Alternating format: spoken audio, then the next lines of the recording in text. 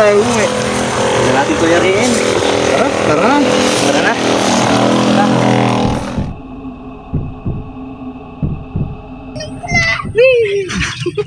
May gagawin ito. Ayan, madam. Dambo! Dambo!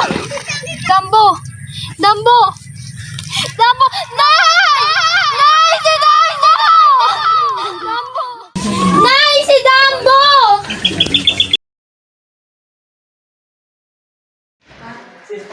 Ay.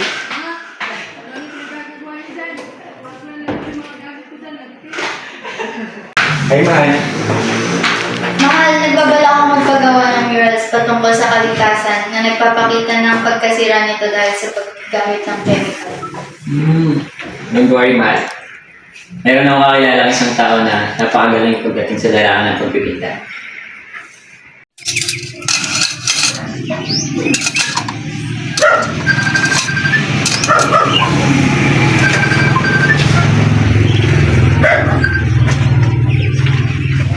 Hello po?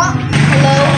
Ano ba si Miss Kia? Yes po. Nagbibigay akong project sa'yo. Thank you po. Maraming salamat.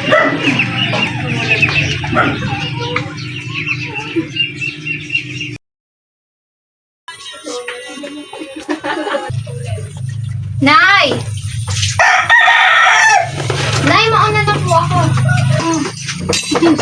Magpaalam ka na dun sa tatay mo. Tay! Mauna na po ako! Sige nak, mag-iingat ka. Mahal, magpahinga ka muna. Oh, ito kape mo. Sige, salamat mahal. Baba mo na lang muna dyan. At sunod papahinga na lang din ako. Nagpaalam ba sa'yo anak mo? Oo. Bye, Nay! Bye, Tay! Bye, anak!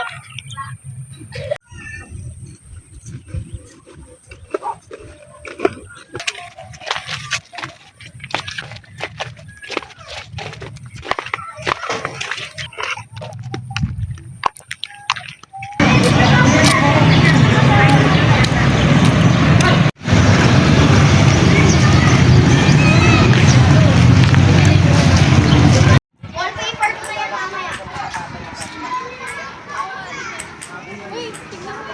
Wala, ang ganda naman.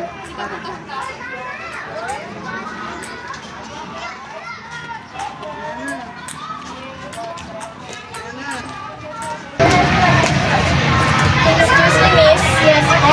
Pero ang ganda naman yan. Tungkol sa niyang pinipinta mo. Ito po pinipinta ko ay para po sa kalikasan.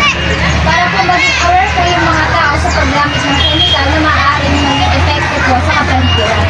So, ipagpatuloy mo lang yung ginagawa mo. Salamat po.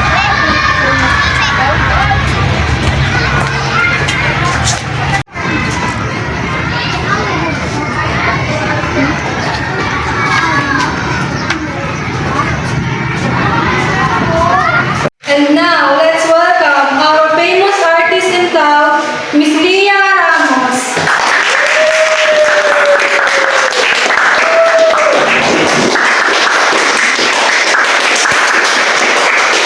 Leah, gusto rin namin ipakilala sa iyo ang nasa likod ng iyong tagumpay.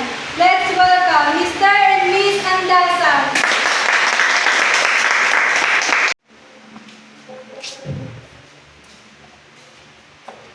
Congrats on your success. Thank you.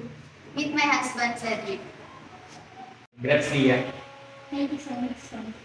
Maraming salamat mga Thank you so much para dito. Thank you sa pagiging success ko dahil sa inyong dalawa. Maraming salamat po. Ako nga pala si Lia, namumuhay sa bukid kasama sila inay at itay. Mayroon akong kapatid si Dambo, kaso wala na siya dito. Paano kaya kung nandito pa siya, no? Hindi pa rin ako makaraos kaya ginawa ko na lang inspirasyon sa pagpinta para maunawaan ng mga tao ang maaaring maging epekto ng chemical sa pagtatanim. Ginawa kong inspirasyon sa pagpipinta ang mga nangyari sa akin. Naging aral sa akin ito at naging sandalan para makaraos sa hirap na dinanas ko noong nawala ang kapatid ko. Bilang pag-alala sa kanya, ginawa ko na lang itong passion para matuwa ang kapatid ko sa akin. Sana proud ka, bunso.